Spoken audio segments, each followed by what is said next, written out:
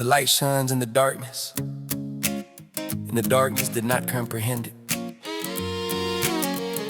The entrance of your words gives light, that gives understanding to the simple. Oh yeah. Oh yeah, yeah. The lamp of the body is the eye. If therefore your eye is good, your whole body will be full of light. But if your eye is bad, your whole body will be full of darkness.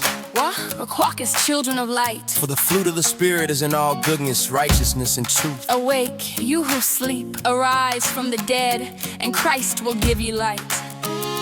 Trust in the Lord with all your heart, and lean not on your own understanding. In all your ways acknowledge Him, and He shall direct your paths. Two are better than one, because they have a good reward for their labor. For if they fall, one will lift up his companion. Therefore what God has joined together, let not man separate. Let all that you do be done with love. Set your mind on things above, not on things on the earth. Do not love the world, all the things in the world, yeah. But above all these things, put on love, which is the bond of perfection.